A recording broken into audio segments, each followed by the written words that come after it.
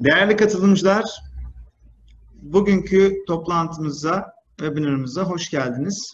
Öncelikle Covid-19 sonrası Türkiye-Avustralya ilişkilerini güçlendirmek başlıklı webinarımıza katılan siz değerli konuşmacılar ve katılımcıları gönülden selamlıyor ve sağlıklı günler diliyorum. Umuyorum ki tüm dünya vatandaşları olarak geçirdiğimiz bu zor dönemde sizlerin ve ailelerinizin sağlık durumları iyidir.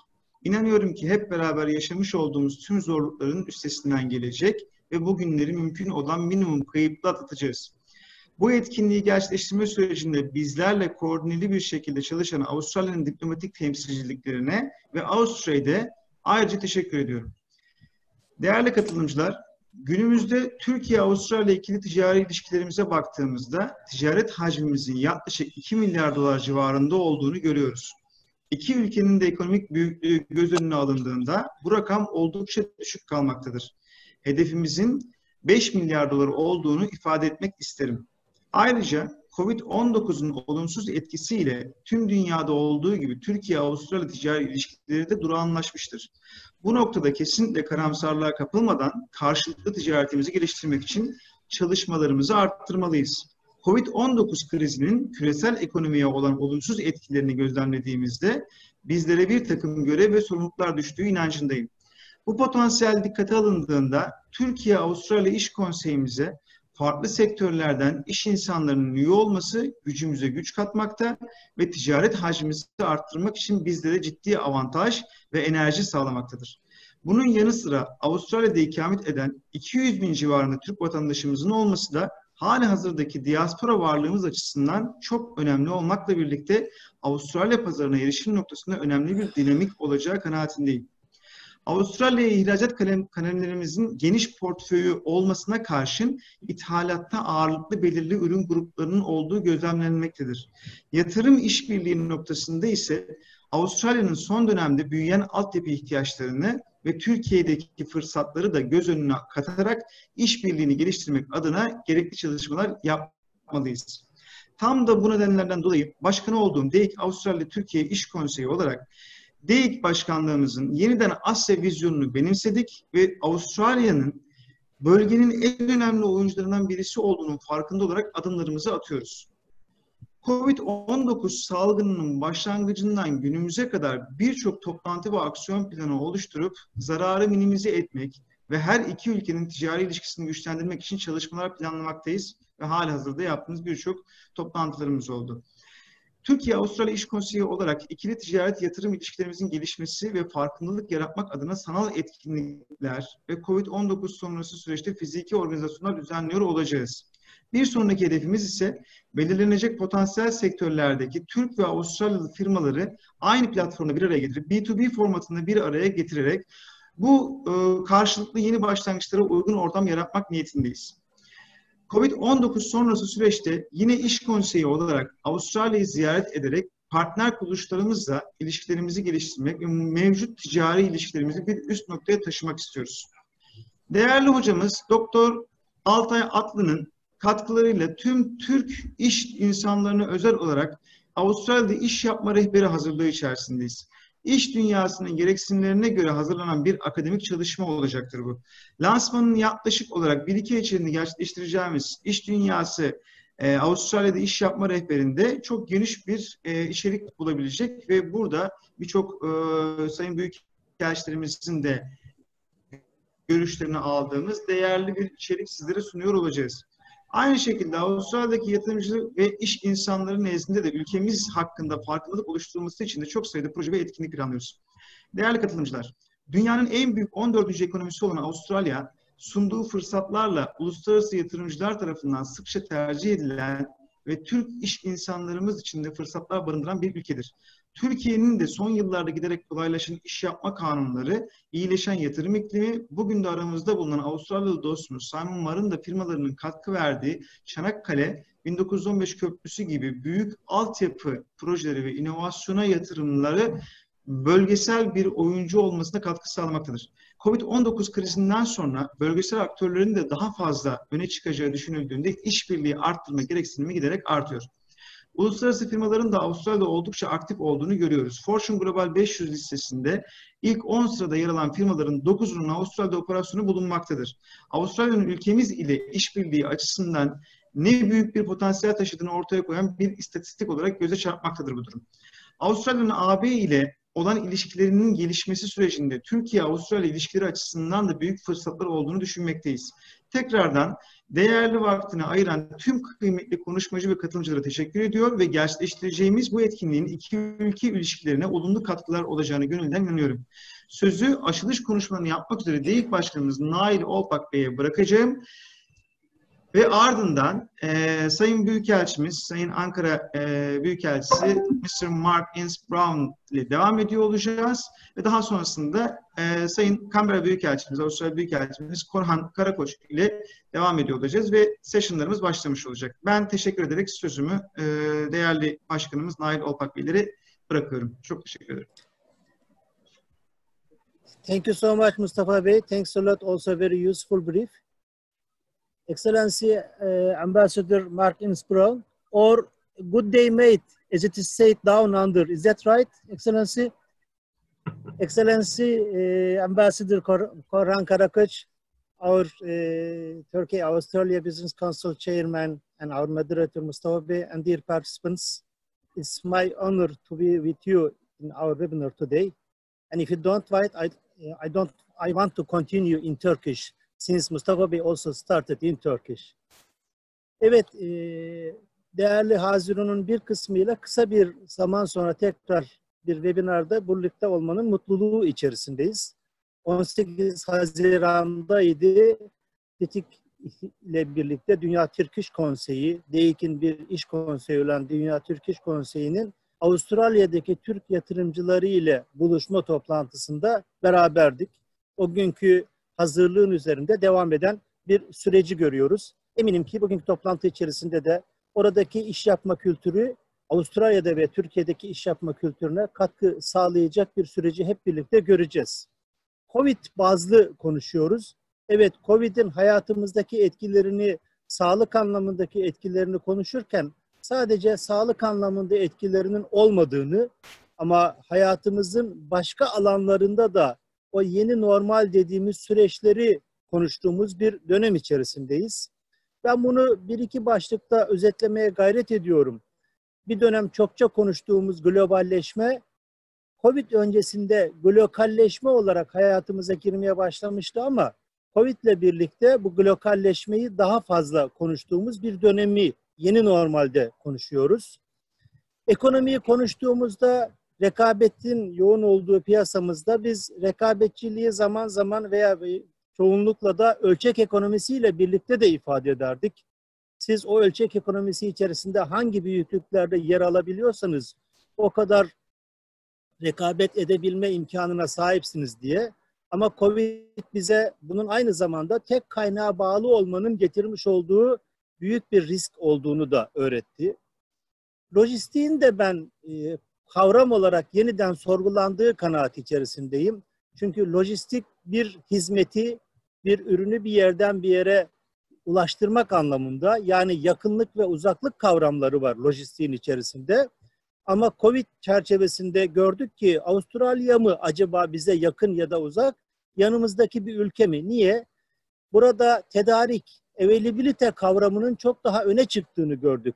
Fiziki yakınlık veya uzaklıktan ziyade o hizmet ya da ürüne ulaşabilmek hayatımızda çok daha önemli bir yere geldi. Zannederim bu yeni kavramlar bu süreçte bizim hayatımızda çok daha fazla rol alacaklar. Bu dönemin kazananları ile ilgili de izninizle iki cümle söylemek isterim. Görebildiğimiz kadarıyla tedarik zincirini bozmadan ayakta kalabilenler ve muhataplarına güven duygusunu, güven kelimesini, bu süreçteki güveni aşılayabilenler zannederim sürecin kazananları olacak.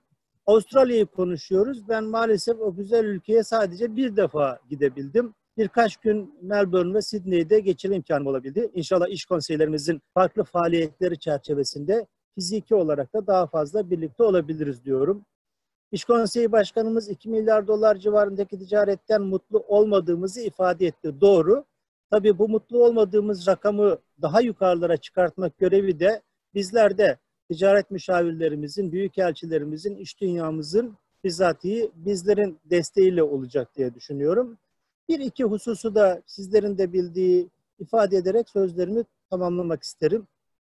Evet, Avustralya pazarının büyüklüğü, vatandaşların alım gücü, bu noktada bizim açımızdan da bakıldığında Türk diasporasının bizim iş yapacak insanlarımıza faydalı olmak anlamındaki altyapısı hakikaten önemli. Sayın Dışişleri Bakanımız Mevlüt Çavuşoğlu'nun geçen yıl gerçekleştirdiğimiz Büyükelçiler Konferansı'ndaki açıkladığı o yeniden asır stratejisi bizim de iş dünyası açısından önemli başlıklarımızdan birisi. Bu noktada tedarik zincirlerini konuşurken Avustralya'nın AB ile imzalayacağı serbest ticaret anlaşması nasıl bizim açımızdan da sonuçlar doğuracaktır? Zannederim bunu bizim de değerlendirmemiz lazım. Diğer açıdan bakıldığında ise Türkiye'nin o uzaklık yakınlık kavramlarının bana göre değiştiği dünyamızda Avustralyalı firmalar için bu pazarlarda, çevremizdeki pazarlarda da bir hub olarak değerlendirilmesinin önemli olacağını düşünüyorum. Bu çerçeve içerisinde elbette Avustralya'nın dış ticaretinin yaklaşık 1/3'ini gerçekleştirdiği Çin'den ne kadar pazar payı alabiliriz? Ama ümitsizlik diye bir şey yok. Türk firmaları açısından bunun da bu noktada değerlendirilmesi gerektiğini düşünüyorum. DEİK olarak baktığımızda biz ülke bazlı iş konseyleriyle çalışıyoruz ve 146 adet iş konseyimiz var. Bilgi ve network hepimizin ihtiyacı olan şey. Zannederim tüm dünyaya yayılmış bu 146 iş konseyi sadece Türk iş dünyası için değil ama Avustralya iş dünyası için de son derece önemli bir network'tür diye düşünüyor. Bu network'ümüzün Avustralya iş dünyasına da açık olduğunu ifade etmek istiyorum. Son olarak Avustralyalı yazar Richard Flanagan'ın Kuzeyin Derinliklerine Giden Dar Yol isimli romanında tanıştığım herkesin bir parçasıyım diye ifade etmiş. Ümit ederim ki biz de tanıştığımız her iş dünyasının bir parçası olma bilinciyle hareket eder ve bundan sonraki süreçte de karşılıklı ekonomik ilişkilerimizi her iki tarafın menfaatine olarak artırabiliriz diyor. Katılan herkesi saygıyla selamlıyorum.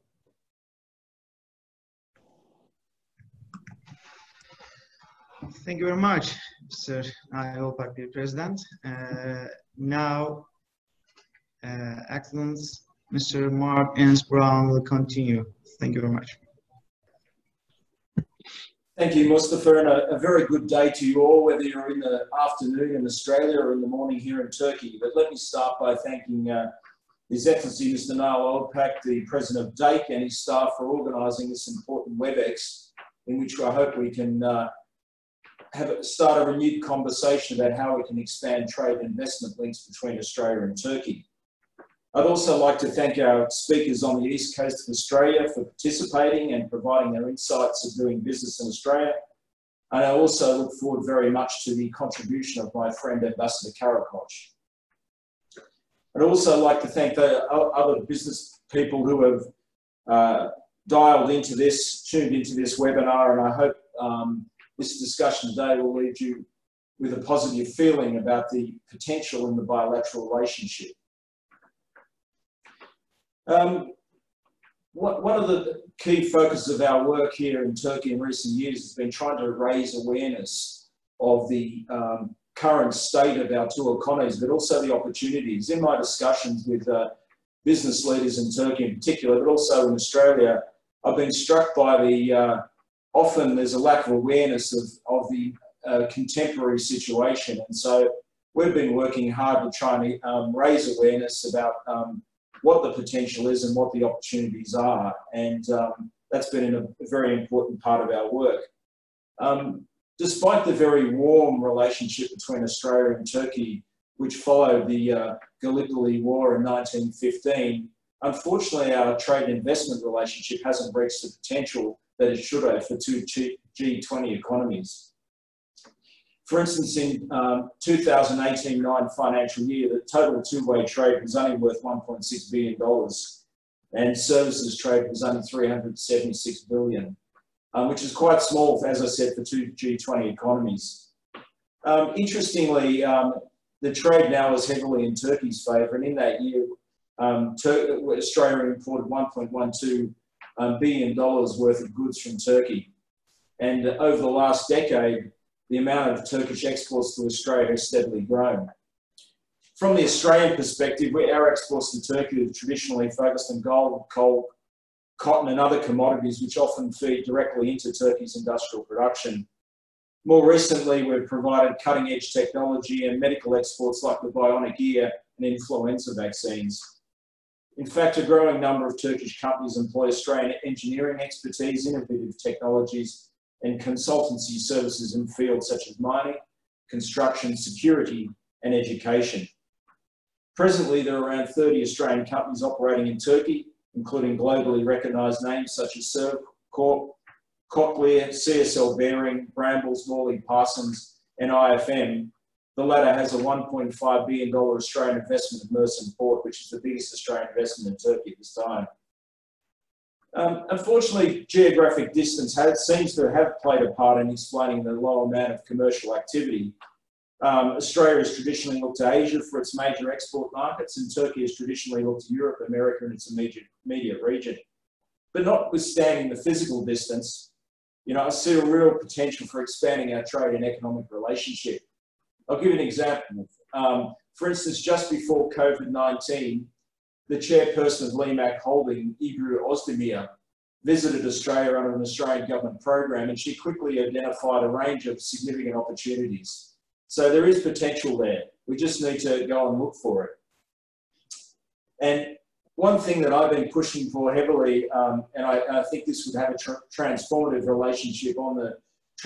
effect on the relationship, is if there was an establishment of direct air links. With technological advancements, that it is possible for Boeing and Airbus aircraft to fly directly from Turkey to Australia and vice versa. And I hope very much in future years that Turkish Airlines will be able to add Australia to its enormous network of flights. So where do we see the opportunities to build on our existing trade investment base? We've identified a number of key sectors that we think have real potential for future development. These are infrastructure and construction, mining and resources, agriculture, education, and digital technology and services. We've been trying to highlight the innovative Australian approaches to technology and services in these key sectors, which we think will be of interest to Turkish companies.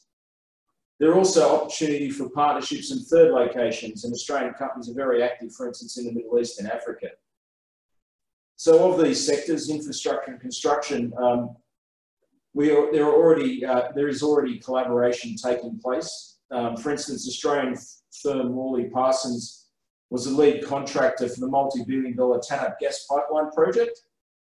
And another great example is that we're lucky here today to have Simon Marr to share the experience of his company, Marr Contracting, whose engineering excellence is helping to build the 1915 Chanaklay Suspension Bridge, the world's longest suspension bridge, which I myself saw from a distance last week. It really is a remarkable piece of engineering, and Marr Contracting has been central to that work. Another key priority for us is mining. As many of you would be aware, Australia is a major exporter of commodities such as iron ore, coal, LNG, alumina, copper, and gold. And our businesses are also world-class leaders in mine design, mine safety, environmental engineering, mine automation, many other areas. And in fact, innovative Australian mining technology, equipment and services companies are already supporting Turkish industry. For instance, RPM Global, GHD and Polaris are working here. And as I said before, I think there are particular opportunities for Turkish companies and Australian companies to work together in the mining sector in Africa. There are also complementarities in the agricultural sector. Like Turkey, Australia is a major agricultural country.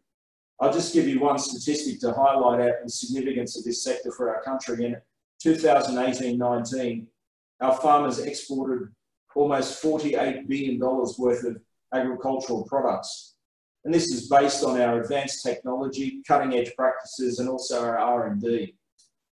In recent years, Australia has exported a lot of live animals, both sheep and cattle, to Turkey, and also our cotton and wool has been an important input into Turkey's textiles industry. And we look forward to further opportunities to supply the Turkish market with high-quality meat and grain.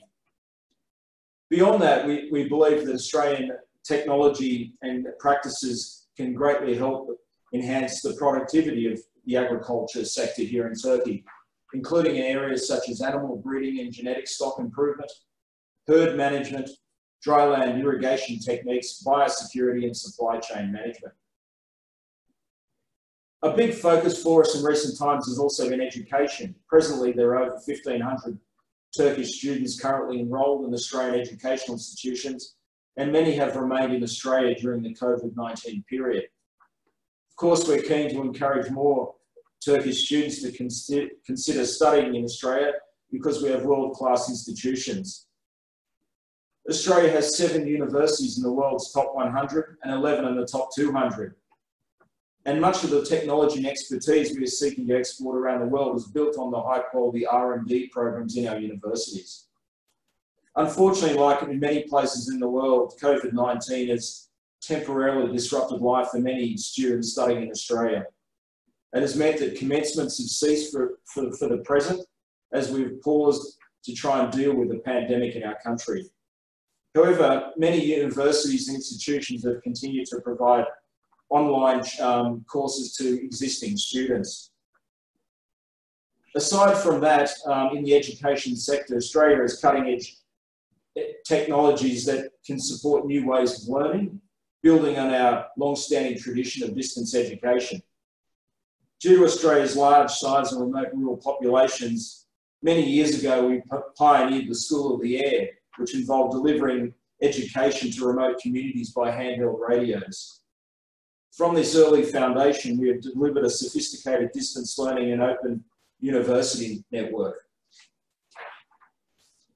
Like Turkey, Australians are early adopters of new technology. This has led to the development of IT technology for learning by Australian companies, some of which are already doing business in Turkey. For example, Matterfix online mathematics learning software, which utilises gaming to encourage enthusiastic participation by students, is already being used by Tink College here in Turkey. And public schools have recently participated in a trial of the software through the Ministry of National Education, and it was very positive feedback on this by both staff and students. The final sector that we're focusing on is digital technology and services. And COVID, of course, has highlighted the importance of adaptation to new digital technologies to facilitate commerce and financial transactions. And this is an area where Australian companies already excel. We have particular expertise in areas such as financial technology, blockchain, data analytics and quantum computing, AI, cybersecurity and digital games. There is real potential for collaboration in this field, particularly in the areas of fintech, edtech and health technology. Australian companies like Clarinox, Key Options and Australian Maritime Systems are already active in the Turkish market. And of note, an Australian company, Atlassian, recently purchased a Turkish startup, Opsgeni, for almost $300 million in 2019, which is a recognition of the vibrant startup ecosystem here in Turkey. So just to sum up, via this WebEx, I hope this WebEx will produce a renewed series of conversations between Turkish and Australian businesses. Our teams at the Australian Embassy in Ankara and our Consulate General in Istanbul look forward to helping businesses to highlight the opportunities and facilitate linkages in the coming months and years. I'd also note that our Australian Trade Commission offices based in Istanbul are also available to answer any questions that you may have. And in particular, I'd like to encourage you to look at the Austrade website, www.austrade.gov.au, as a first step in exploring the potential for doing business with Australia. And again, thank you for DEİK for hosting today's webinar. Many thanks.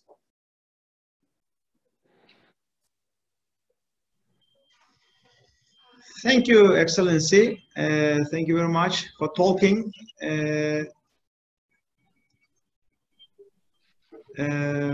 Now our Canberra ambassador. Yes, you can continue, Mr. Korhan Karabaş. I salute everyone from one of the safest capital in the world, Canberra, amidst the coronavirus pandemic. And it's great to see some familiar faces. And I acknowledge the president of the Foreign Economic Relations Board, Mr. Olpak, who is omnipresent in all our meetings despite its busy agenda. Chairman of the Turkey-Australia Business Council, Mr. Mertcan, who managed to give a new impulse to the council in a short time span. And my counterpart, Excellency Mark Innes-Brown, with whom we work for the same objective, that is advancing our bilateral relations in every possible field. He enjoys the comfort of serving in a relatively small country. I really admire his efforts at reaching different corners of my country and meeting with the representatives of Turkish society, and also the diligent Consul General of Australia in Istanbul, Jeffrey Kane, who has been striving for the same ideal with us. Let me also acknowledge Mr. Has Mustafa. He is the pride story of Australian Turkish community, whose helping hand is always with us here in Australia, as well as Simon Marr. How to strengthen Turkey-Australia partnership after COVID-19 crisis is indeed a very timely and, in fact, a standing issue that we should all ponder. I would like to thank DEİK for bringing us together with such an important topic. We should continuously review this dossier and follow it up regularly in the coming days.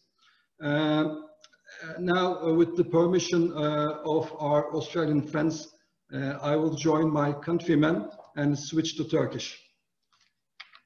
İçinde bulunduğumuz bu ortamda hepimiz kendimizi tam olarak bilemediğimiz bir yeni normale hazırlamaya çalışıyoruz.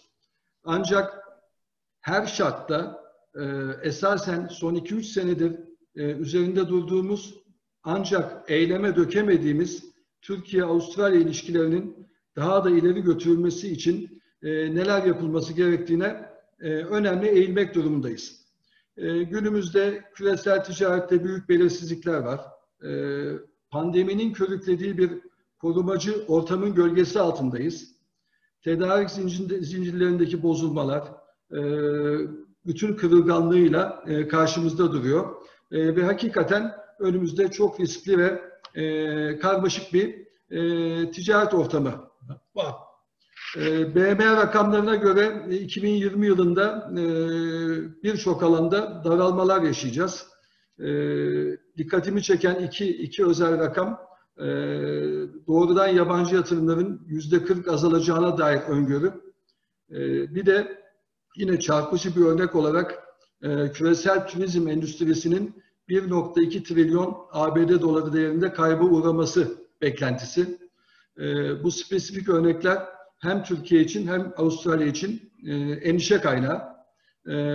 Bu noktada Avustralya'nın krizin başladığı tarihten bu yana Avustralya hükümetinin başarılı bir sınav vermekte olduğunu da söylemek durumundayım.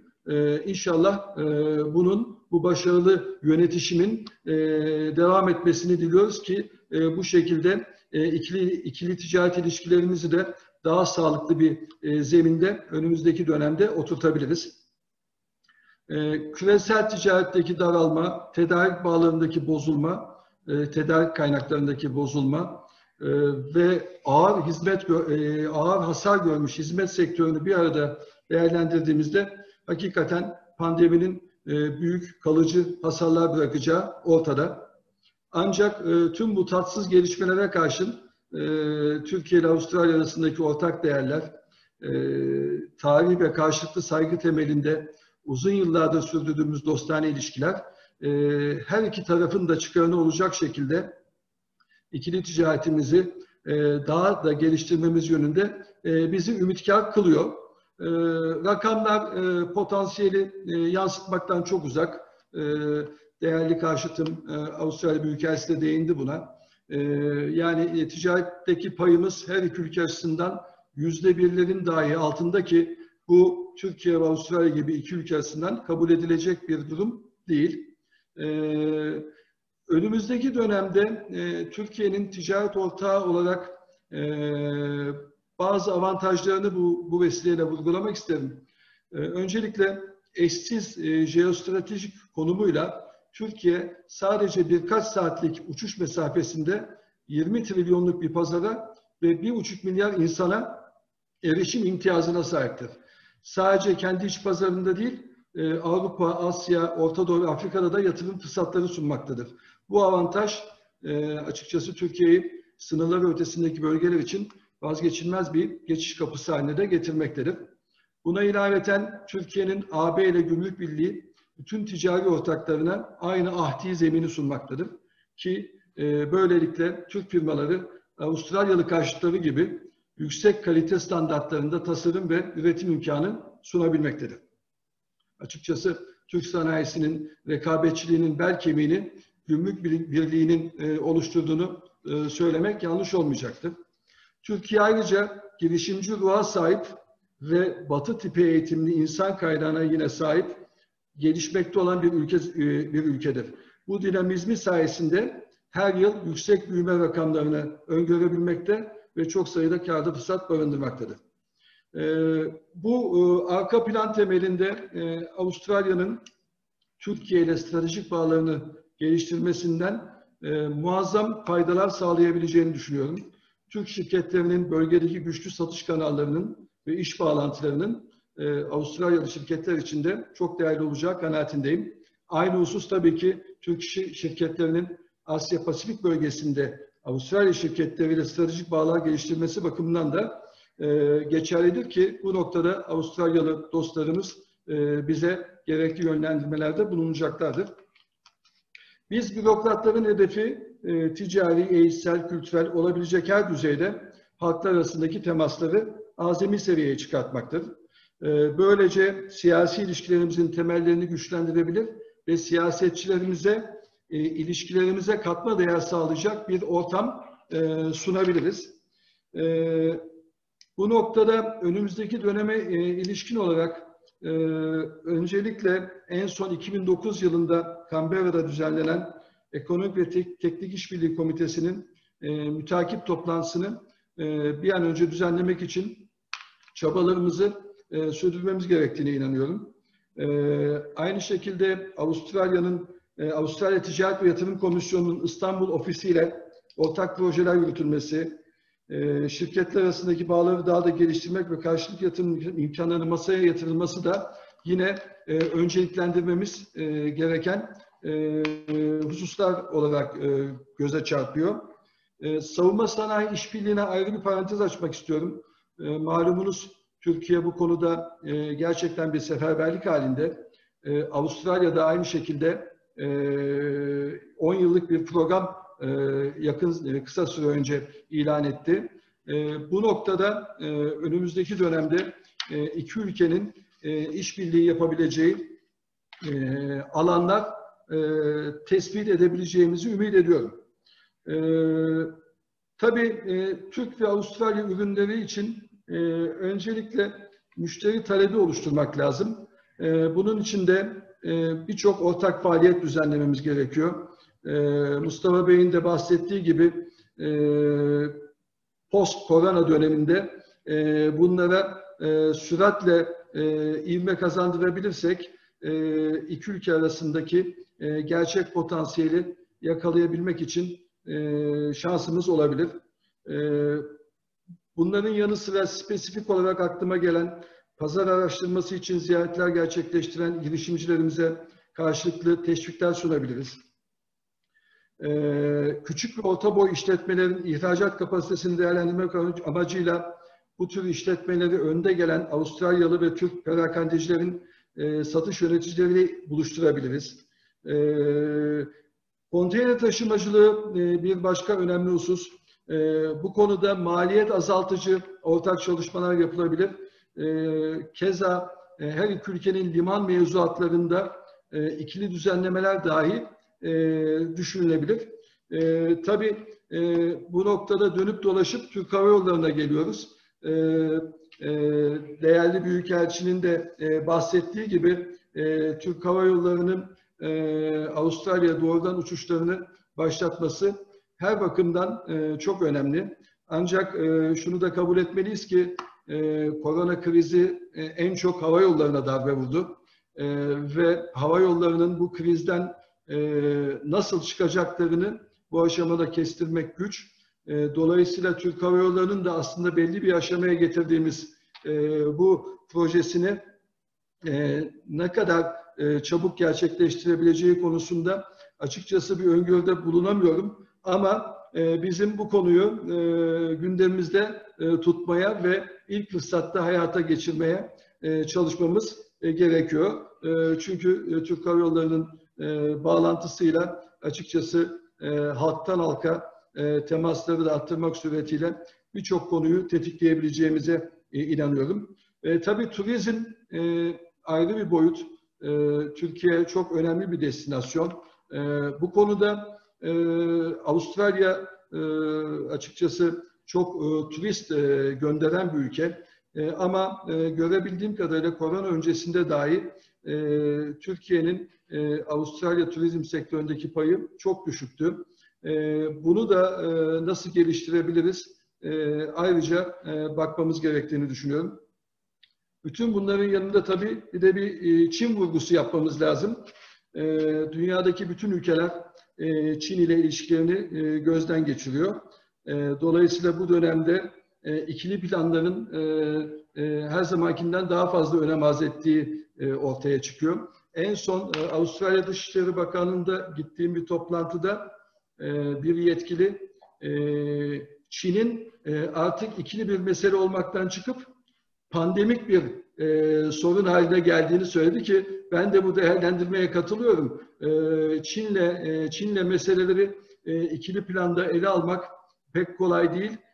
Buna pandemiyle mücadele eder gibi bir yaklaşımla yanaşmamız lazım. Aynı şekilde Avustralya Parlamentosu'nun ülkenin yabancı yatırıma ve bağımlılık düzeyini açıklığa kavuşturmayı hedefleyen bir çalışması oldu. Bu bize biraz ışık tutuyor. Başbakan Scott Morrison'ın da bir süre evvel isabetle belirttiği gibi Avustralya'nın ticaretini geliştirme ve çeşitlendirme zamanı geldi, hatta geçiyor. Ve bu noktada Türkiye ve Avrupa önemli bir alternatif olarak Avustralya'nın değerlendirebileceği bir pazar olarak ortaya çıkıyor. İlk başta bahsettiğim gibi bir giriş kapısı olması hasebiyle Türkiye bu noktada Avustralya için hakikaten önemli bir şey sağlayabilir, giriş kapısı sağlayabilir. Velhasıl Türkiye ve Avustralya pandemi ve Çin'den kaynaklanan belirsizlik ortamında birbirlerine yeni fırsat pencereleri açmak için çok müsait konumlarda bulunmaktadırlar. Değerli meslektaşım Büyükelçi Ines Brown'un da mutabık olduğunu varsayarak Avustralya'daki Türk ve Türkiye'deki Avustralya misyonlarımızın bu fırsat pencerelerini değerlendirmek üzere her türlü katkıyı vermeye hazır olduğunu belirterek sözlerime son vereceğim. Sürecin kazananlarından bahsetti değerli başkanımız. Tedarik zincirlerini fazla bozmayan ve piyasalara her zaman güven telkin eden Avustralyalı firmaların bu süreçten ben açıkçası kazanarak çıktığını görüyorum. Bunun da devam edeceğini öngörülerimizde hesaplamamız lazım. Herkesi saygıyla selamlıyorum. Thank you, Excellency. A big thank you to all our panelists, Mr. Nail Olpak, Excellency Mr. Mark Ince Brown, and Excellency Mr. Korhan Karakoç for their opening speeches. Now we will move to our second session, which is about the business and investment environment opportunities. This session will be led by our respected panelists. Ms. Jeffy Kane, the Australian Consul General in Istanbul. Ms. Kane is a career officer with the Department of Foreign Affairs and Trade. She was most recently Director, Head of Mission, Senior Executive Service Section. She has also served previously overseas in the Australian Permanent Mission to the United Nations or in Geneva and the Australian Embassy in Jakarta. Now, your word, Mr. Chapaki. Thank you so much for that introduction, Mr. Hervé. The ambassador, my ambassador, Mark Ince Brown, and our friend in Australia, Korhan Bey, have outlined some of the opportunities to expand on the trading relationship between Australia and Turkey, and they've touched on investment as well. Now, I'm hoping to give you a little snapshot of the investment framework in Australia for Turkish companies who might be interested in coming to invest in Australia. We receive here at the Consulate General in Istanbul regular inquiries from Turkish businesses about how to invest in Australia. And so I thought it would be useful to give you just a kind of high-level outline about how that process works. Now, foreign investment plays a really important role in Australia's economy. 1 in 10 Australian jobs are with foreign-owned businesses. And in the last 3 years, we've been in the top 10 FDI, so foreign direct investment destinations in the world, with an average value of around $50 billion a year in investment. The UK is our largest source of FDI, sorry, the US is the largest source of FDI in Australia, followed by the UK, Japan, the Netherlands, and Canada. Our lead federal government agency on investment is the Australian Trade Commission, Austrade, and we have 2 Austrade offices based here in Istanbul in our Consulate General. There is also a regional Austrade investment office based in Dubai that covers Turkey. However, I should note that it's not a real equivalent to, it's not a true equivalent to the investment office that sits under the presidency here. We don't really have an equivalent organisation, and nor do we offer a kind of agreed framework of incentives in various areas for investment in the way that Turkey does. So it can be a little unfamiliar for Turkish businesses when they first look at where to invest in Australia and how. Now, Austrade doesn't assist every potential investor into Australia.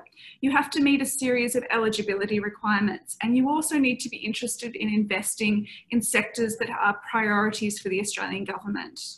Those priority sectors, to give you a sense of it, are firstly agribusiness and food, specifically new food and beverage manufacturing, intensive aquaculture and horticulture, and ag tech. The second is in advanced manufacturing, particularly in defence and space industry. The third is the circular economy, so developing new ways to dispose of waste and biomass energy. The fourth is digital technology, where I think there's already some good investment here and back to Australia. And then in energy, particularly renewables, energy storage and hydrogen, healthcare, focused on medical research, where we really already have a very strong base in research and development. The seventh is infrastructure and tourism. And lastly, the mining and resources sector, where there's a particular focus for our government on critical minerals and strategic commodities like copper. Now, I note that you're still able to invest in Australia outside of these priority areas, but in order for you to have Austrade's formal assistance with the investment process, you do need to have an interest in these particular 8 sectors. I would really encourage you, no matter what, to have a look at the Austrade website.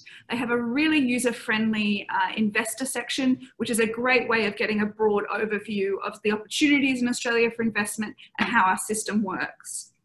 There's also state offices. So each state and territory in Australia, much like America, we have a federal system where there are state and territory governments. Each government often has a trade and investment office that can be quite active. For example, the Victorian Trade and Investment Office actually has an office based in Dubai. And each government you can approach individually, have a look at their websites and see what their priority sectors are. If you qualify for Austrade assistance, they will work with you to help identify state and territory governments you should approach and to provide in-market introductions to various service providers. But things that they don't provide assistance for, they don't provide assistance with buying real estate and in portfolio investments. They don't assist with setting up sales or representative offices, and they don't assist with straight acquisitions or hostile takeovers.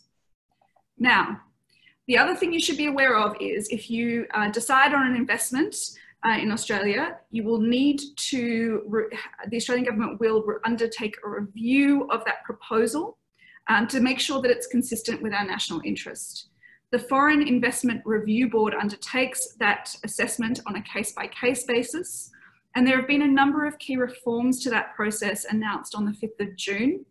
The key one is that there is a new national security test for foreign investors who are seeking to acquire an interest in a company that's considered to be a sensitive national security business. And that assessment has to happen regardless of the value of the investment, so no matter how small or large.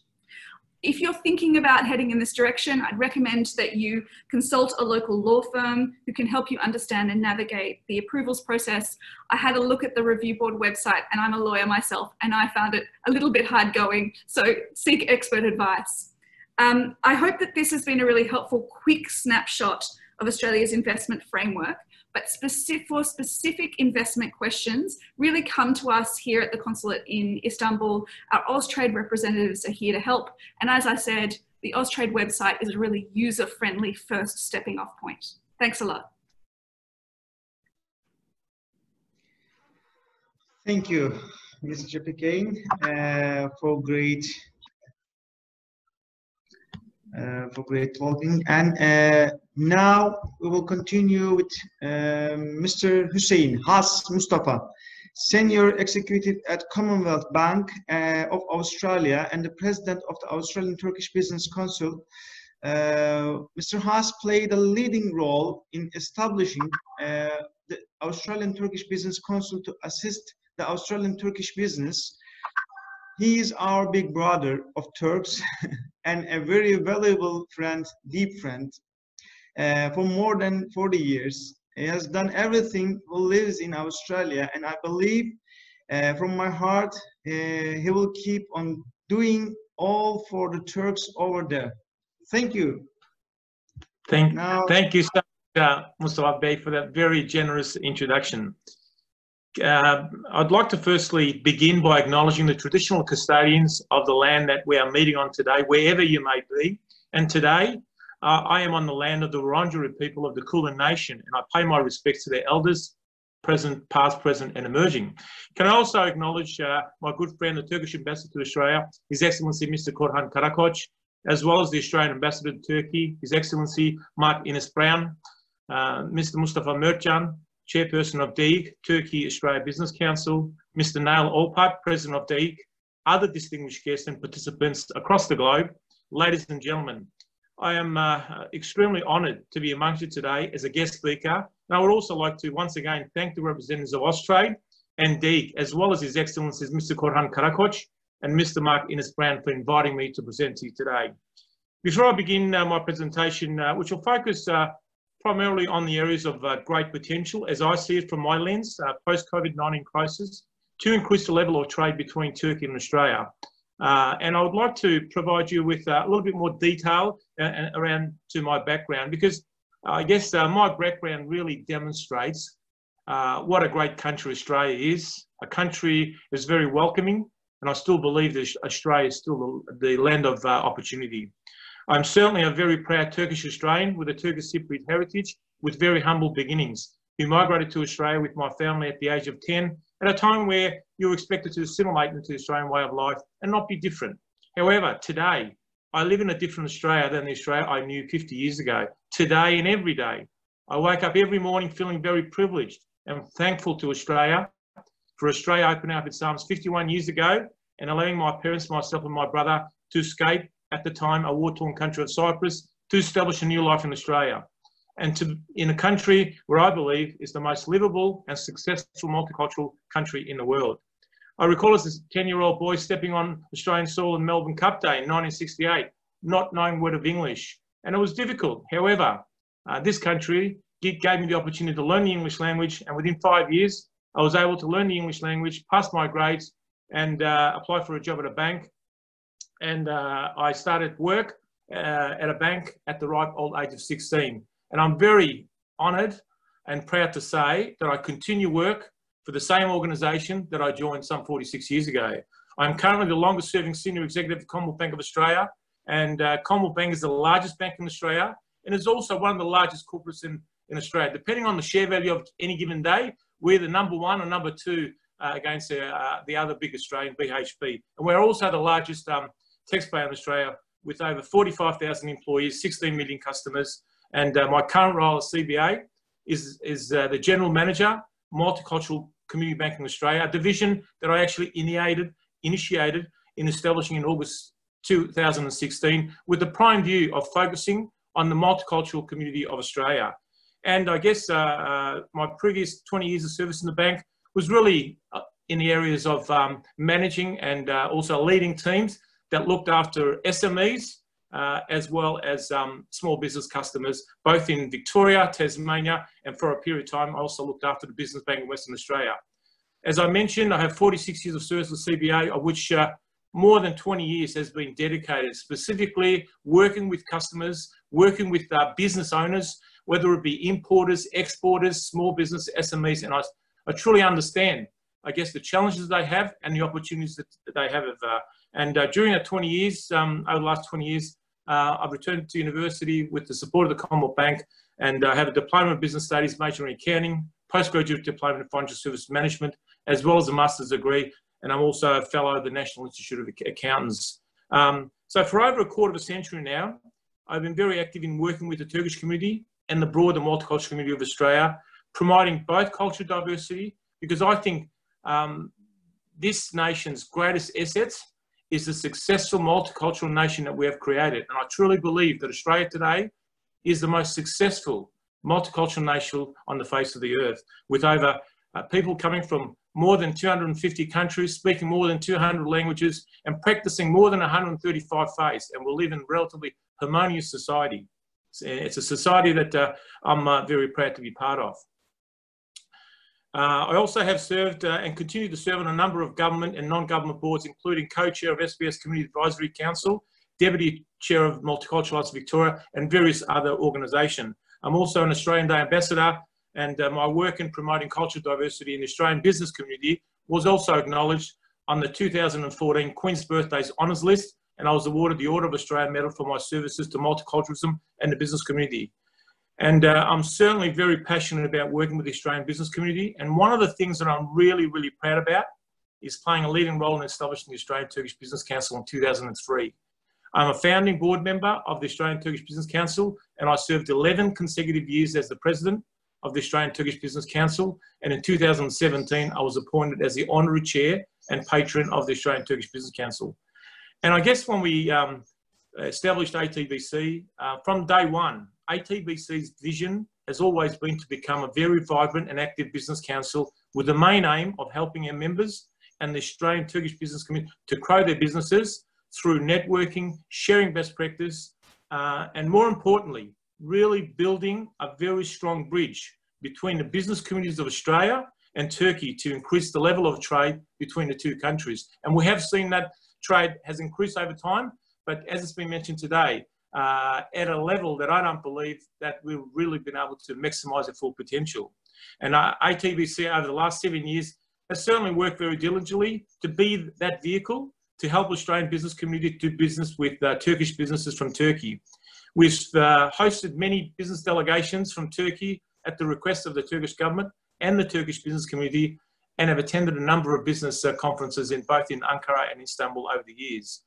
And the ATBC's valuable bridge that has been established between the business owners and bodies in Turkey and business owners in Australia is really starting to get some momentum.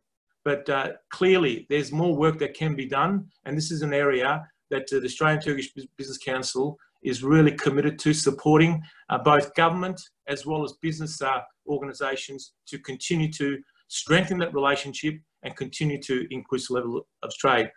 And I think, as we all know, the strong bond that Australia and Turkey values and cherishes today was first established on the battlefields of Gallipoli in 1915 with the Mehmets and the Johnnies, who now lay side by side at ANZ Cove in Gallipoli. Today, the Mehmets and the Johnnies live side by side in this beautiful and harmonious country of ours in Australia. And I think that's a key strength. And many business owners here are looking at how we can actually continue to identify opportunities and build that strong friendship that we already have. And I guess when you look at history and you look around the globe, the strong bond of friendship that the two former old foes enjoy today has not been replicated by any other two nation. And it is this strong bond that provides both Australia and Turkey with a unique opportunity to further strengthen their partnership and increase the level of business and trade between the two countries post-COVID-19 crisis.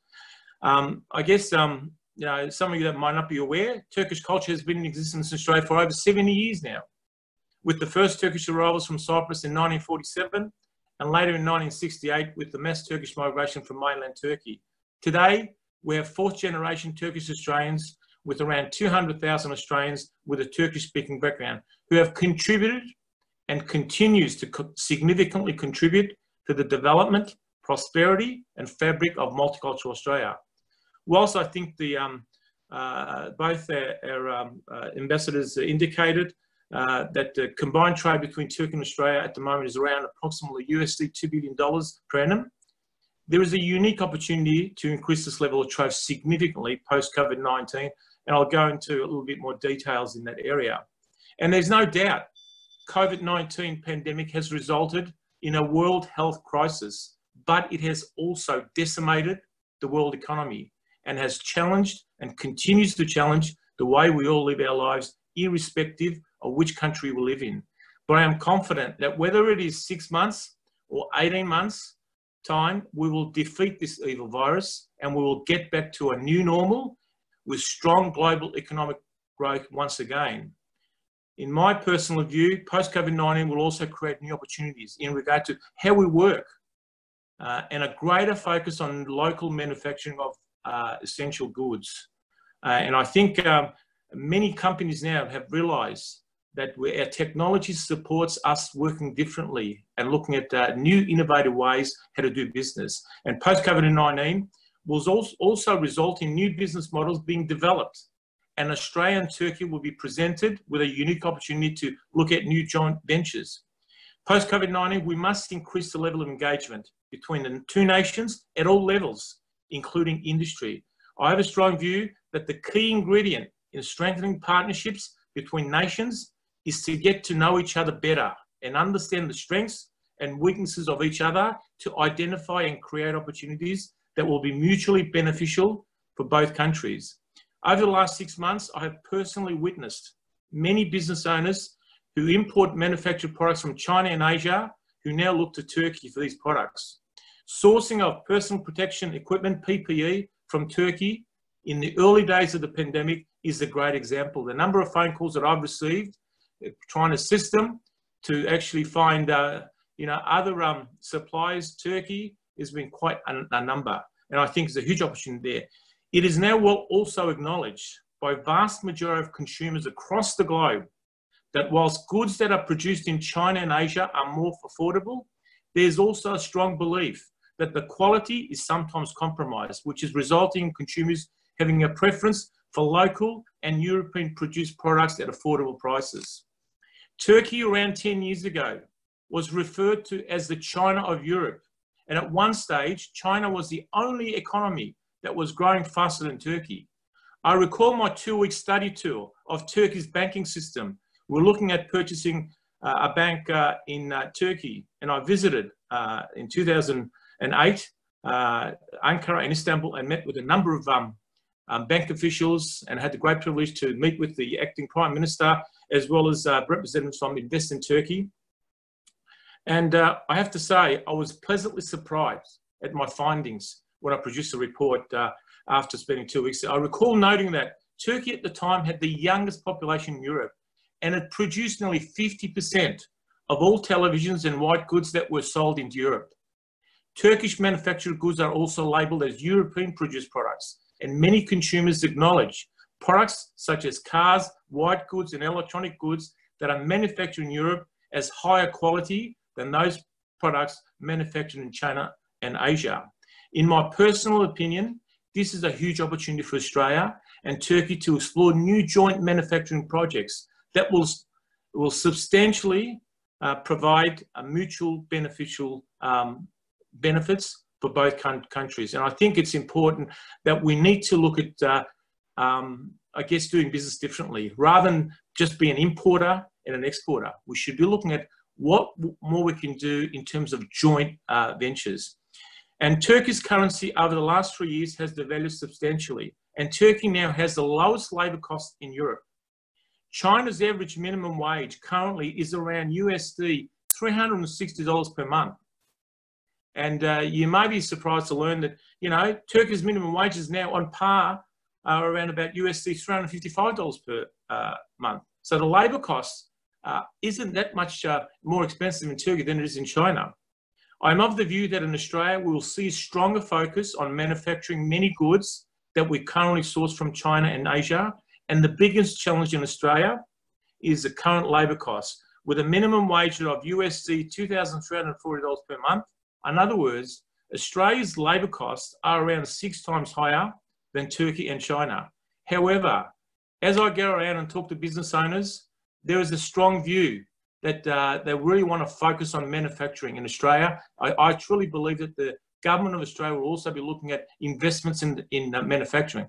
And I think we need to look at things differently. As I mentioned, we need to look at different models. Maybe manufacturing is about joint ventures, and one possible new business model would be for Australia to consider investing in joint manufacturing projects in Turkey with joint ownership, where Australia will receive a direct benefit as a part owner of the manufacturing entity. So rather than looking at being an importer, we import agricultural goods and then we export wherever it may be, machinery. We'll look at doing things jointly, because at the moment, Turkey's labour costs are very similar to China. Why not have a complete control of the supply chain? So I think that's one particular area that I truly believe business owners will be looking at. Clearly, as I talk to business owners, they are looking at sourcing their goods elsewhere. And I truly believe rather than just importing and exporting, another model could actually be developed, which will be a joint ventures. And consumers definitely prefer a European manufactured product, as research tells us that consumers have a preference for a European manufactured product at similar costs. And you know, anything that's produced in Turkey, it's labelled as European. I also see great opportunity for Australia to export its innovation.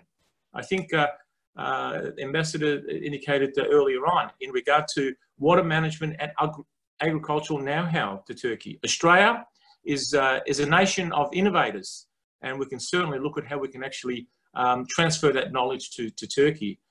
As we have seen in recent time in Turkey, Turkey's become a large importer of agricultural products, is actually growing quite rapidly in Turkey, and we can actually support, I guess, the industry in Turkey with innovation.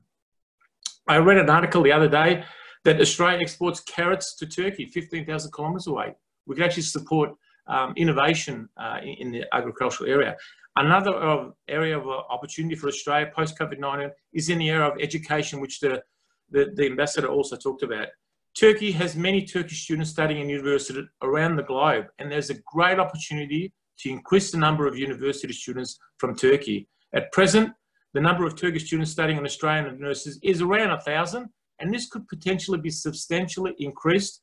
Again, I see a great opportunity to increase the number of sister university programs between Australia and Turkey. I think this is another way of really linking up the education system with sister university programs. Another area of great opportunity post-COVID-19 is in the area of tourism. I think it's also been talked by both ambassadors today. In Turkey, the middle class of the population has increased significantly over the last 15 years, and we have direct flights to Australia from Turkey. The number of tourists would increase substantially from both countries. For over 15 years now, I have been lobbying for Turkish Airlines to commence direct flights from the eastern states of Melbourne and Sydney to Istanbul. The previous responses that I've received from the Turkish government and Turkish Airlines actually gives me a lot of encouragement and a lot of confidence that this will happen, hopefully not in a too distant future. And I guess some of the feedback that I've had over the years, and the only thing that would actually needed to be completed before this commenced was they were awaiting for the building of the new airport and the delivery of the long-distance Dreamliner aircrafts. We now know that the new airport has now been built and is operational, and I'm also led to believe that Turkish Airlines have also taken delivery of the long-distance Dreamliner aircrafts. If Turkish Airlines commences direct flights from Sydney and Melbourne to Istanbul, it will be the first airline in the world to have a direct flight from Melbourne and Sydney to Europe. If these direct flights commence, I see an enormous opportunity for Istanbul to be the stopover hub of the world, similar to Dubai now. Enormous opportunity for passengers flying to London and other parts of Europe to have a stopover in Istanbul compared to what's happening with Dubai and other parts of the Middle East. Economic benefit from this initiative is substantial. Australian and Turkish business community will also find it easier to do business if direct flights commence between Australia and Turkey. To achieve our aspiration of strengthening partnerships between Turkey and Australia, we must create more business partnership as the vehicle to strengthening the partnership between Australia and Turkey.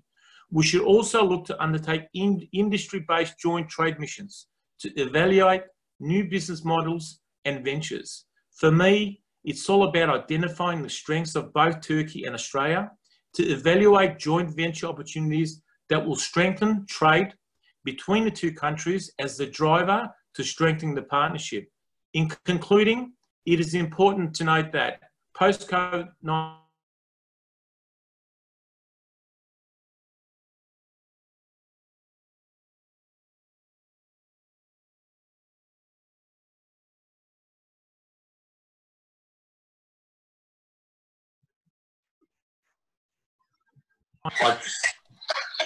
sorry, I think it was my granddaughter, in concluding,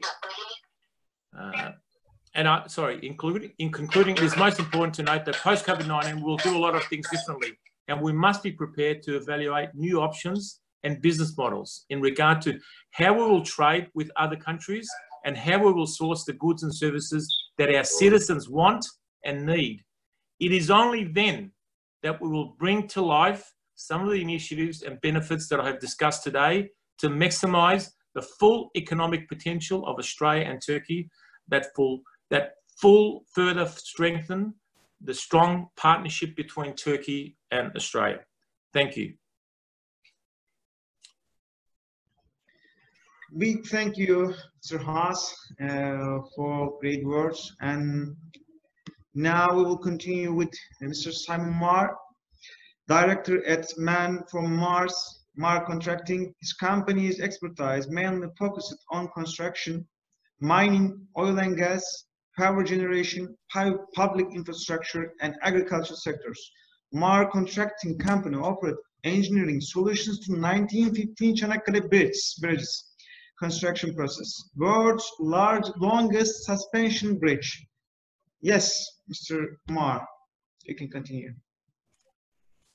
Thank you, Mustafa, for the introduction, and thank you, Ambassador Ines Brown and Ambassador Korakesh for having me, asking me to come and talk at this, and also to Jeffy for putting the invitation out to come and talk and share some of our experiences of doing business in Turkey. I'm just going to start by playing you a video of the work that we've been doing currently at Çanakkale, and then I'm going to run through a quick presentation which will talk about our experience there.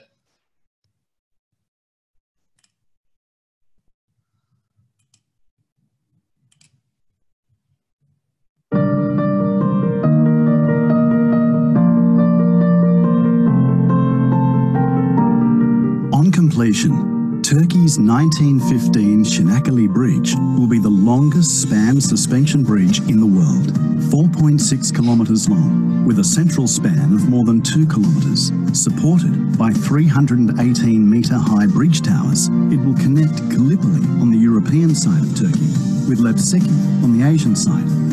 On a project of this scale, the engineering feats are staggering, and so are the heavy lifting requirements. That's why, when the joint venture partners, DLSY, won the contract to construct the bridge, they turned to the men from Mars for help.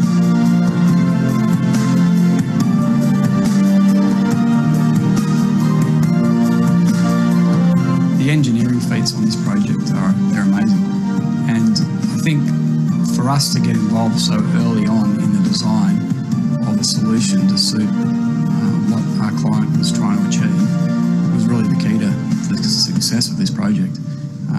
We got involved very early during the design. We were working directly with our client, and together we were developing a solution that we knew would work and was meeting all the requirements of what our client was trying to achieve, which was really about driving down the program time, reducing cost, and increasing safety on the project.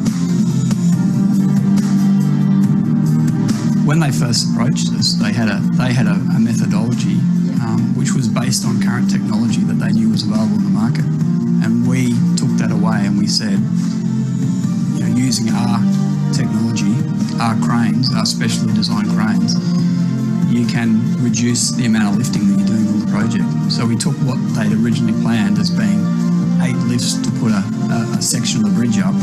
We took that and did it in 1 lift. Using 2 of our MAR 2480D heavy lift luffing tower cranes, each with a lifting capacity of 330 tonnes, our solution allowed large modularised sections of the bridge towers to be fabricated in a controlled environment off-site before being delivered to the worksite for installation. This helped to de-risk the project by taking the fabrication and associated construction tolerances off critical path.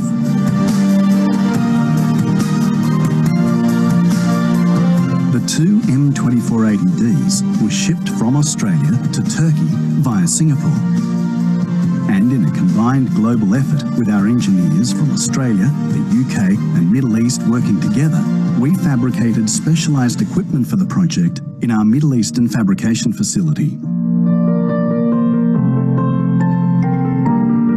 Our first milestone on the project was to assemble both cranes on purpose-built quayside foundations.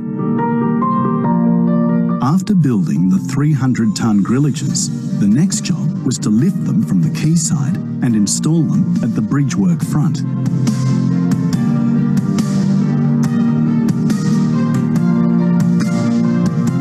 Using the 2,200-tonne capacity TAC Lift 4 floating heavy barge crane, the cranes, each weighing 600 tonnes, were lifted from the quayside and transported to the work sites a kilometre offshore on the Çanakkale Strait. It was the first of 2 world-first engineering feats on the project.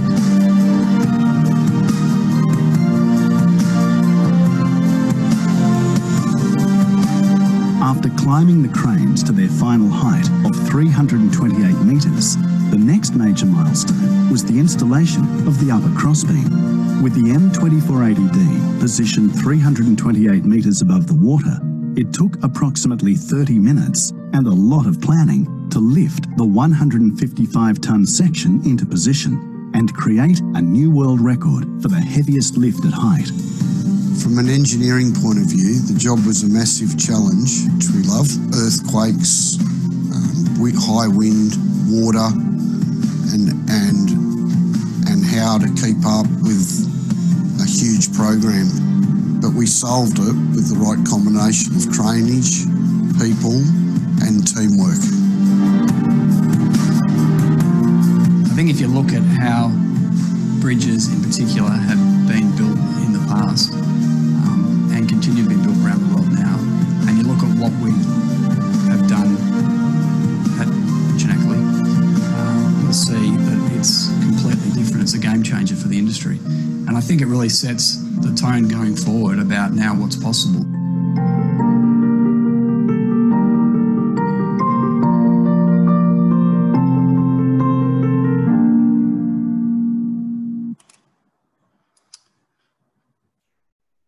So there's a quick look at, I suppose, what we've been doing in Turkey. I think this forum is fantastic to talk about, you know, that whole video and what we've achieved really is about exactly what we're talking about here. It's teamwork. I mean, it's two great nations really coming together and producing something special. And I think that you know, Australia and Turkey have got a really unique bond. And I know the first time I went to Gallipoli and met with the guys on site and I talked about the project, there was automatically this bond between the Australians and the Turks. And when we talk about, I know we've talked about 1915 in Gallipoli and the campaign, and that still lives on, is really such an important place in all Australians' hearts. And so I think for us as a business to be given the opportunity to go and build a bridge, you know, across the Dardanelles to Gallipoli is just, it's an amazing opportunity for us. And it's something that'll stick with me forever. And I know that our guys on the project, you know, feel the same. It's a real emotional bond there, which is, I don't think you could ever break it. I think that bond between Australia and Turkey will be there forever. And I think for us moving forward as two nations where we can be making stronger ties in the business world, I think this is a really great example of that. You know, we're building a bridge. There's nothing more symbolic than joining together as nations than building a bridge. So I think what I'd like to do now is I'm just going to share a quick presentation, which again probably just shows a bit about what we've done. I can talk about it from a business point of view as well, about some of the challenges we've had and some of the things that we've overcome on the way and sort of the outcome from that. So just quickly about us as a business. So if I can get this to work for me. So we're an Australian business. We operate globally. We're a family business. We're third generation. And we operate across Australia. We'll pretty much go anywhere. And we've got an office in the UK. We've got an office in the Middle East. We do a lot of work in the Middle East, in Dubai, Bahrain, Qatar. We work through Asia. And obviously we've got this fantastic project in Turkey that we've been involved in. We've worked on some of the most complex projects across Australia, from the Opera House in my grandfather's days, where we sort of did the erection of the cranes on that. In more recent times, we've worked on the top left-hand photo you see there is the Gorgon LNG project, which is the largest resources company in Australia. Largest resources projects are in Australia. The Crown Casino, which is a new high-rise, it's a $2 billion project in Sydney, a new 6-star hotel casino in the heart of Sydney. And then we're working on the Sydney Metro at the moment, which is like a $50 billion investment in New South Wales for a new metro system. Around the world, top left-hand corner is a project we did in Qatar, building a waste-to-energy plant. The picture on the right is a nuclear power station we're working on in the UK, and on the left there is a job we finished recently in the Middle East, in Dubai. We've still got a number of projects ongoing there as well. So just quickly around the 1915 Chinakali Bridge project, we got contacted back in 2017, I think it was. An email popped up on my computer. It came from one of the joint venture partners who told us that they had won the project. That was the Dalim Linmac SK Engineering, and Yapi Mazurki joint venture.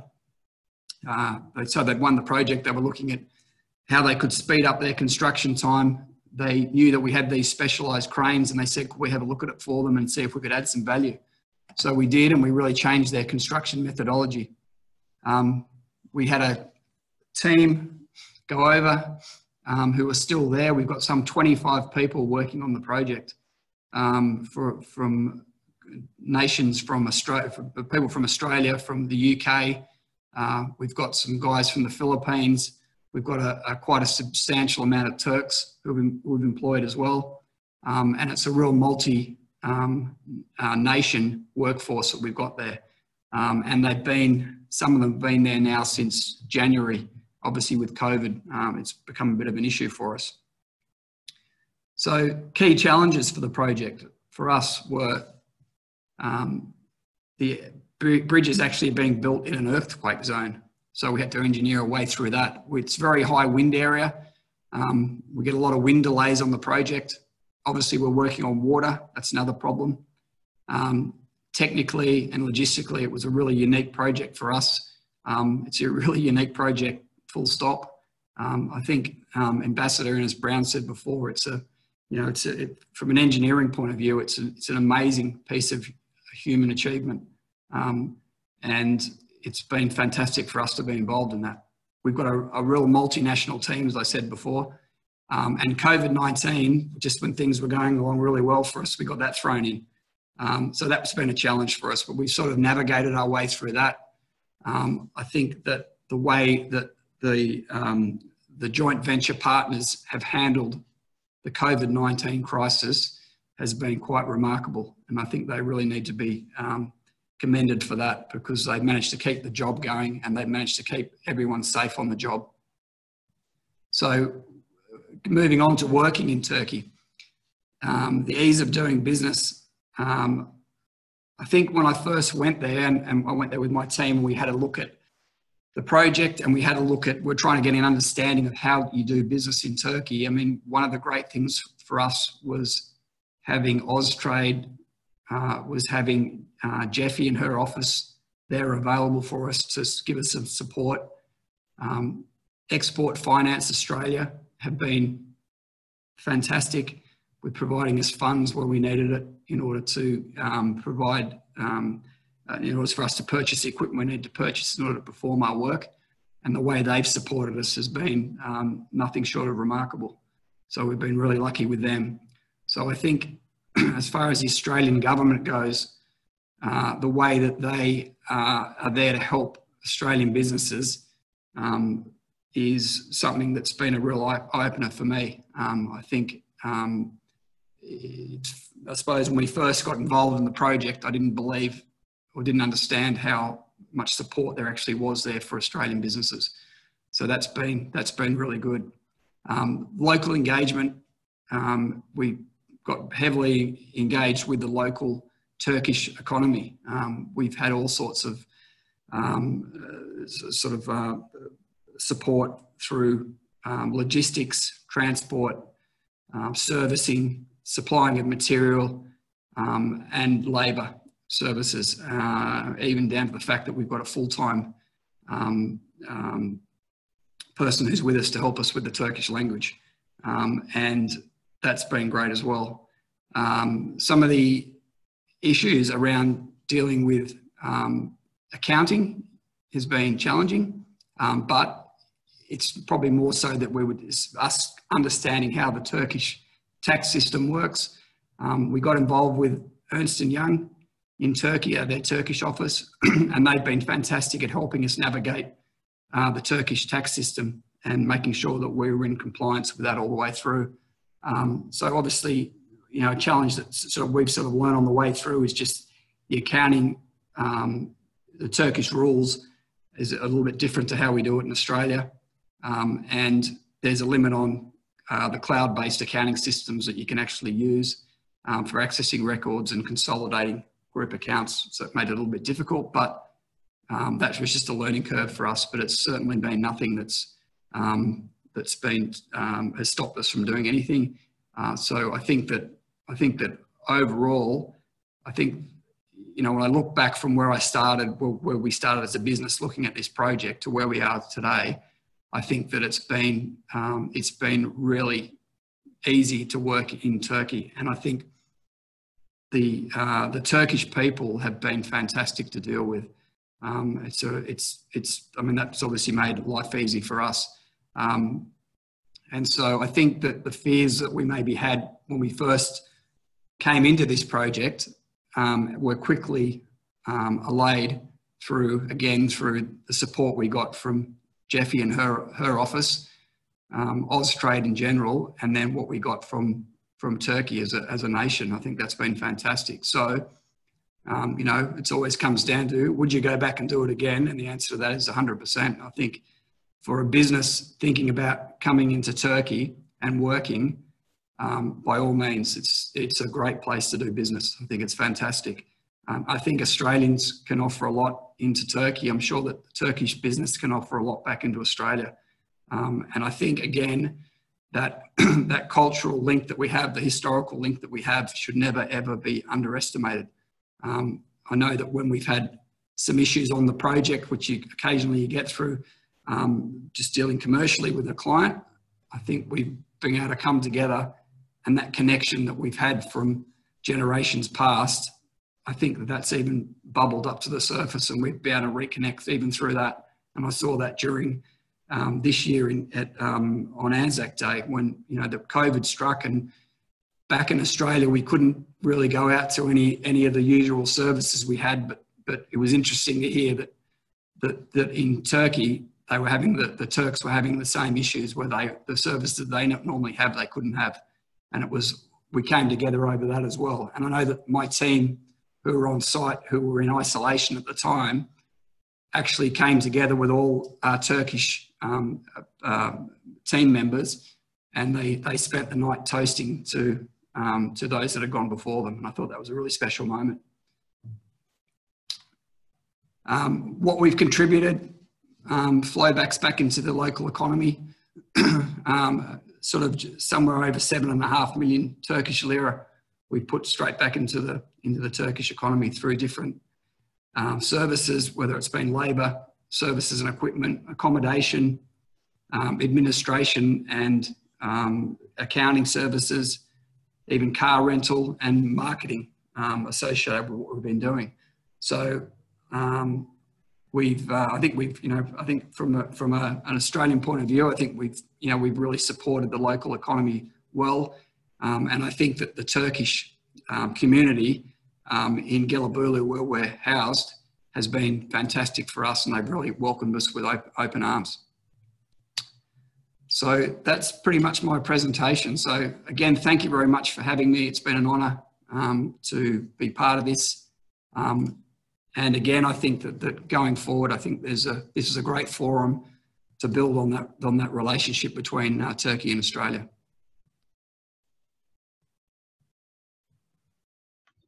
Thank you, Mr. Mar, for a great presentation and the video also. I like it. So now we have limited time. That's why we just have one question. Mr. Temmuz, can you help us with the question?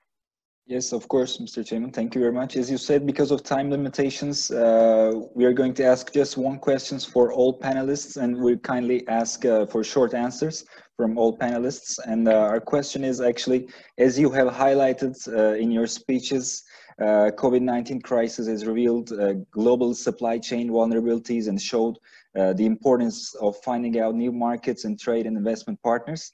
So as Turkey as an emerging manufacturing hub, do you foresee a new potential investment cooperation regarding this matter? And we kindly ask short answers in this question. If we'd like to start with Mr. Koran Karakoç, His Excellency, if he's also available.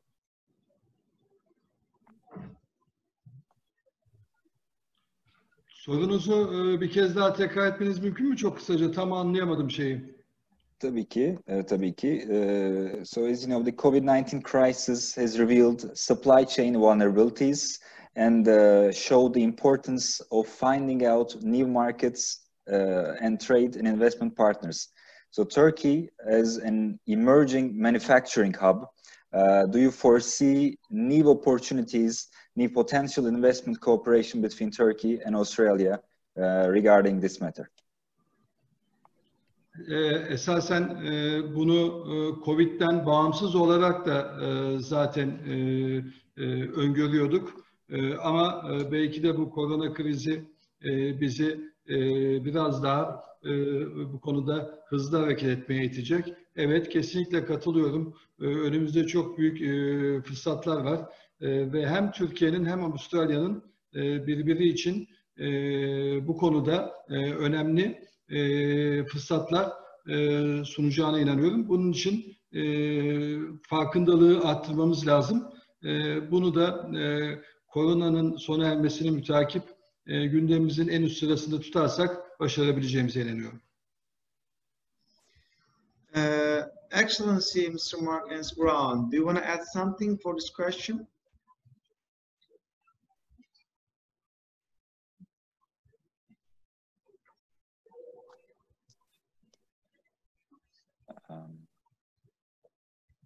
His Excellency, Mark Ines Brown, would you like to add something?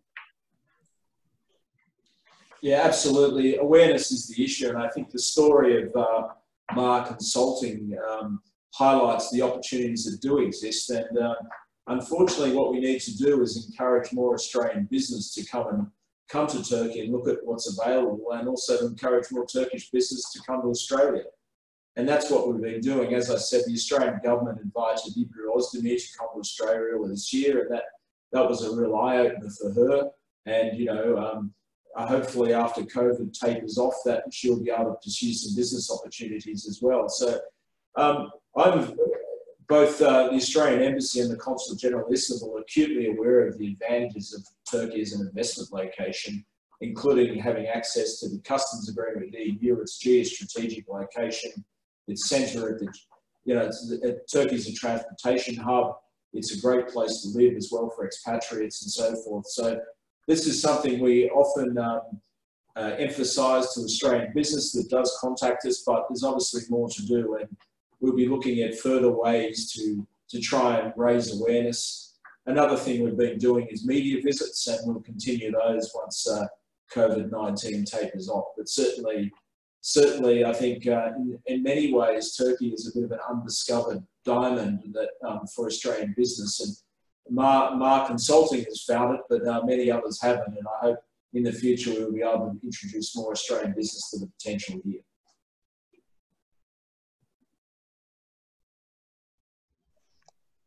Thank you very much. Ms. Jeffy, do you want to add something for this question? Just to sort of round back to Huzbey's point that the COVID-19 experience, a lot of companies and a lot of businesses have had to look to find new sources of PPE, masks and gloves and things like that. And I think that they had an introduction to Turkey through that process, because Turkey is a fantastic manufacturer of these products to European standards. And I think that was a real eye-opener to some businesses and also in government circles, that there is this alternative and that it meets a really high standard because it has to meet European standards. And so I think that's a really promising part of COVID-19. I don't know whether there are too many silver linings, but that I think is a good one, increasing that awareness.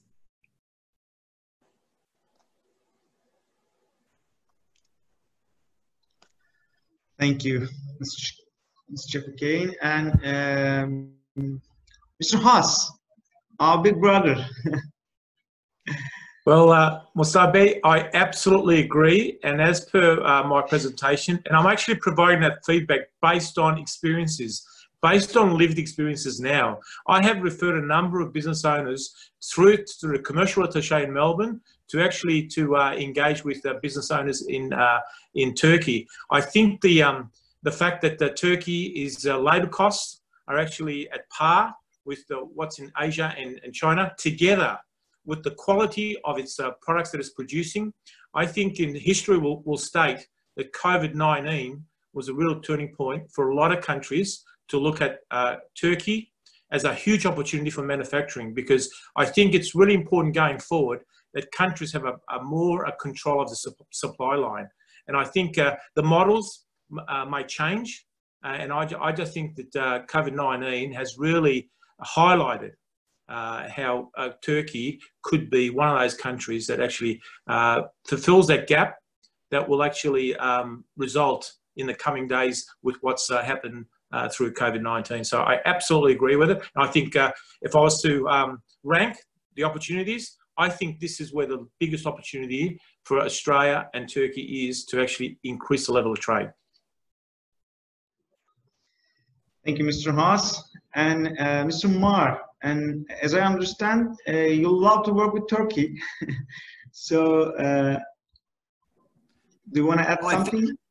Yeah, I do. I mean, I think that COVID in particular, like, you know, any sort of world-changing event, you know, something as massive as this is almost like a reset button. And I think you know, out of this change comes opportunity. And I think that for, you know, a country like Turkey, when you look at what's happening in Australia at the moment, and we've got a big infrastructure boom on here, and there's potentially a lot of companies that are looking outside of Australia to support that through manufacturing, through production of steel and other services, and they're not necessarily wanting to look towards China. They might want to look through other markets. It might be through the Middle East, and it can definitely be through Turkey. And that's something that's opened, I think our experience working in Turkey has definitely opened up our eyes to that opportunity that sits there, especially in manufacturing, heavy industry.